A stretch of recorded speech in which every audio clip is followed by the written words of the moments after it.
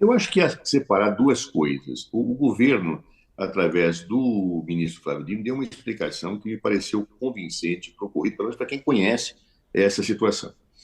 Normalmente, essas manifestações ou coisas do gênero, elas, quando são detectadas pelos órgãos de inteligência na dimensão em que podem ocorrer, elas ensejam reuniões em conjunto entre o governo federal e seus órgãos responsáveis e o governo do Distrito Federal.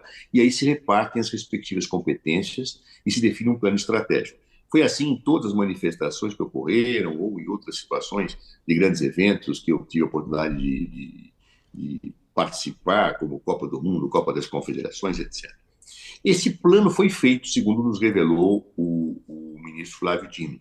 Ocorre que, curiosamente, 24 horas antes da manifestação, sem informação ao governo federal, este plano foi alterado pelo governo do Distrito Federal, possivelmente com a ação do senhor Ângelo Torres, Anderson Torres, que alterou o plano e se mandou para gozar suas férias.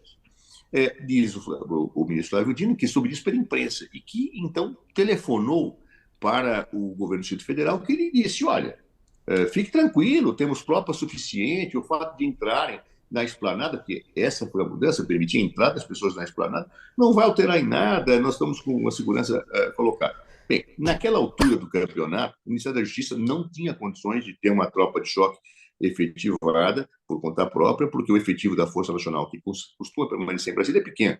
Diz Flávio Dino que são 200 homens. 200 homens nessa hora é muito pouco. Segundo, o próprio general Gonçalves Dias, que havia assumido o GSI e que ainda não colocou a sua equipe, pelo que vi pela imprensa, se valeu da informação do Distrito Federal e tiveram a confiança de que haveria um efetivo do GDF disposto a isso. Qual não é a surpresa, então, quando efetivamente não havia esse efetivo? E tem razão o presidente Lula. Me parece que as evidências mostram isso. É, os vídeos colocados e a facilidade extrema com que se entrou no Palácio do Planalto mostra que realmente alguém pode ter sido conivente lá de dentro.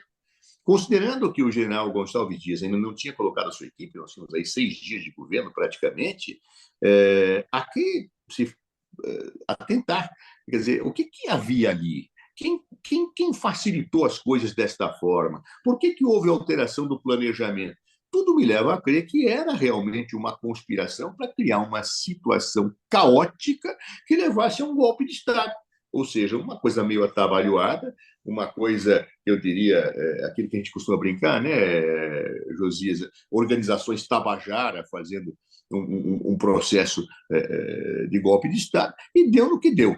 Então, eu acho que o atual governo, nesse aspecto, e as próprias desculpas apresentadas pelo governador do Distrito Federal em relação ao ocorrido, me parece que atestam a correção da fala do ministro Flávio Dino.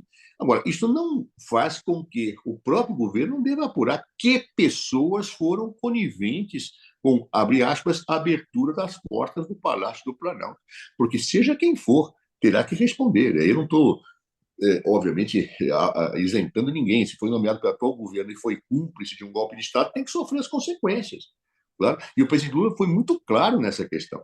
Vamos, então, apurar que houve conivência, que houve participação direta do governo do Distrito Federal, parece claro, e que houve conivência de algumas pessoas que deveriam ter tomado providências ali naquelas circunstâncias, notadamente no Palácio do Planalto, me parece claro. Há que se detectar quem são esses servidores, e eles têm que responder na forma da lei, seja no plano penal, seja no plano dos processos administrativos disciplinares.